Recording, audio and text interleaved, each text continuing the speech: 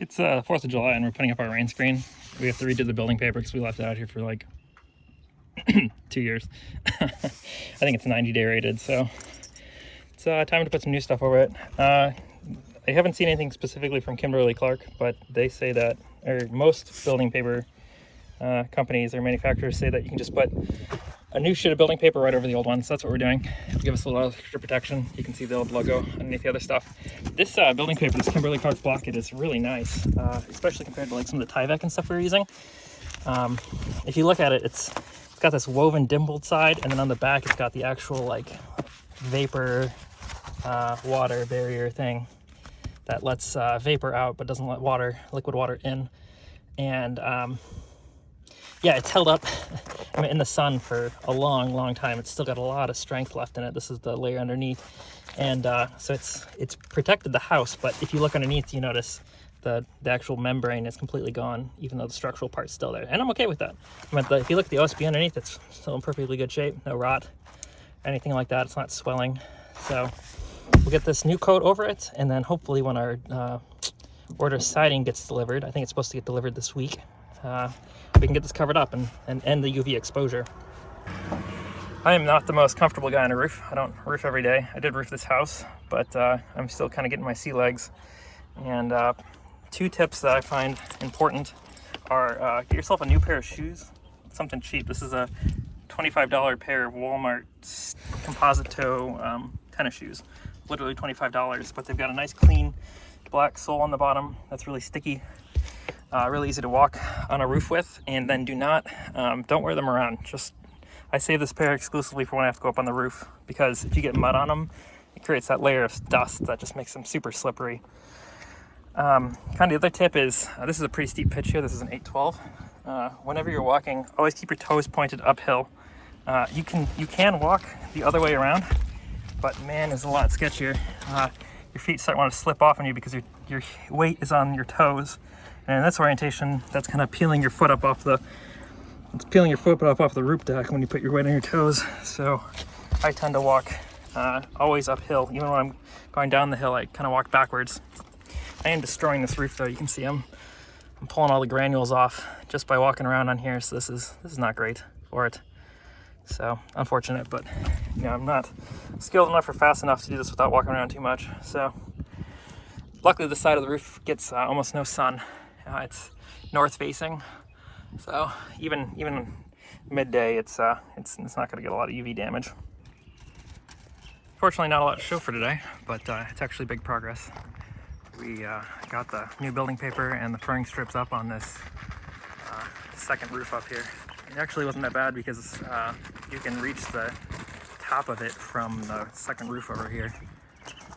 So I really just had to stand up there, and I could get all the furring strips up. So that's an 812. It's definitely walkable, especially with good shoes. We're kind of working on the detail for over the doorway here. We have a slit in the building paper up here. It sits on top of this drip edge, and there's going to be a board that goes up here. Unfortunately, the plywood is 3/4 inch, and the trim board is going to be true 1 inch, so it's 5/4 board. And so that gives us 1 3/4 inches of stack up, and 1 3/4 inches is not a size of drip edge you can just buy from the store. So this is 2 inch, and I'm not really sure if I want to do 2 inch and have a 2 inch and have a 1/4 inch overhang, or if I want to do 1.5 and have be set back a 1/4 inch. I'm not sure which one looks worse, because I definitely don't have the means to bend that myself, unfortunately. I do have a brake at work, but it's making tight bends like that on that manual brake is not going to happen. It's real loose. But there we go, nice and tight. New building paper, definitely a lot more waterproof. And yeah, you can see there's one board up there where I'm high, and that's because that's the first 8-foot board. That's a full-length board there. So I'm gonna have to put a little kicker down there at the bottom to get that to come out flush. Maybe I didn't get close enough to the bottom. I thought it was too close. You don't want to be right up against the bottom, because you're supposed to leave something like a 3/16 gap or something like that between the hardy board trim and the flashing. And you're supposed to be like, I think almost 2 inches off the roof. So I'll probably go back and cut that building paper back and expose some of that black flashing. Morgan's cleaning up screws, getting the next set of scaffolding ready to do this side tomorrow.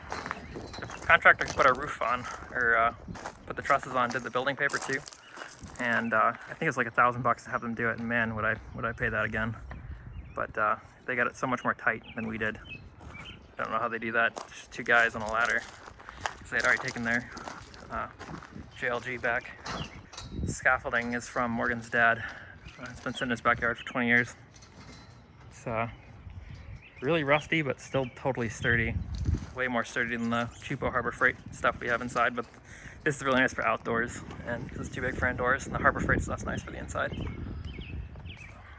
Lost a piece of fascia in the last windstorm. I've been using narrow crown staples to put it on, which is not doing it. So I think I'm gonna switch over to finish nails, and if that doesn't work, I'll use a proper siding nail, the painted aluminum ones. I just don't like them because they're so hard to put in, but yeah, looks pretty bad. At least the fascia still looks like it's in great shape, so that'll take gutters real easy. That board starts to rot out, and then you can't get a gutter screw in, and your gutters are just all loose. So, unfortunately, you have to buy another 12-foot stick. So I'll probably cut that up nice there and put another piece on. It's raining outside, so we're in here wiring up the lid panel today. And I cannot believe it, but there's cold air blowing in from this conduit. So this goes outside to the transfer switch, so it's all enclosed. It's not open anywhere, but I can feel a breeze all the way up here blowing in. So it's pretty cold. It's like 18 degrees. Everything else is like 25. So I guess I'll have to stick some foam in there, figure out what I'm allowed to do. I'm thinking a can of fire block, but the whole pipe's actually cool all the way down. Picked up a trailer from U-Haul, and I'm going to try and bring the tractor into our local oil shop to have tire ballast put in. Called the Kubota dealer, and they did not know what room guard was and assured me that they only sell Kubota. So whatever, I'll go to the local guys. This trailer is definitely weight rated for this. The tractor only weighs something like 2,000 pounds without the backhoe on it, but the trailer is rated for like 3,500. But my concern is that whether I park it forward or backwards, all the weight ends up on one side of the trailer. It doesn't really end up over the wheels. So in this configuration, I have mostly tongue weight, which is what I think what I want. But if you guys know more than me, let me know in the comments. I probably just need a longer trailer, but this is the biggest U-Haul had, and it's like $40 rent for the day, so cheapest option to move it. I got some load rated straps from Menards. They were like 10 bucks. Pretty okay quality out of the box. These things usually look disgusting in like 3 months, so we'll see.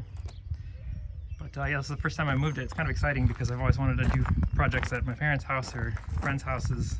Like, you know, like they get a whole load of mulch delivered or something, and it's just, you know, 2 weekends of them shoveling it into garden beds and stuff, and I really can just pull this thing over there on a Friday night and get it all placed in about an hour. So now that I know I can just get a cheap trailer for the day, definitely what I'll do in the future. I guess we'll have to see how it goes. See if the truck is gonna do it okay. Another thing, I guess, is check that your trailer is hitched up correctly. I've personally never owned a trailer, so I don't really know how to hitch one up. But when I went to go load the tractor on it, I believe this is the ball lock, and I think you have to have this tightened down, but it was backed all the way out. So I don't really know that there was anything holding the hitch down, or the trailer hitch down on the truck hitch. So yeah, it always seems like the U-Haul guys have zero idea what's going on. But I don't know if that was a mistake or just usually how you do it, but yeah, kind of sketchy. Well, I think I overestimated how much dumpster we needed.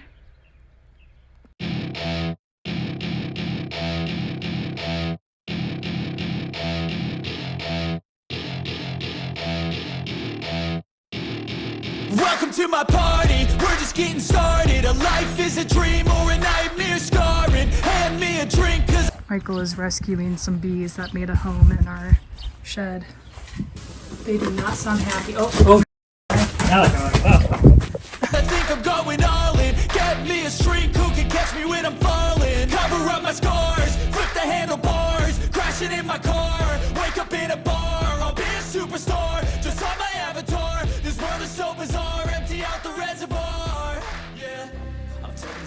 shots, yeah, straight to the face. And I wanna get lost, I'm sick of this place, don't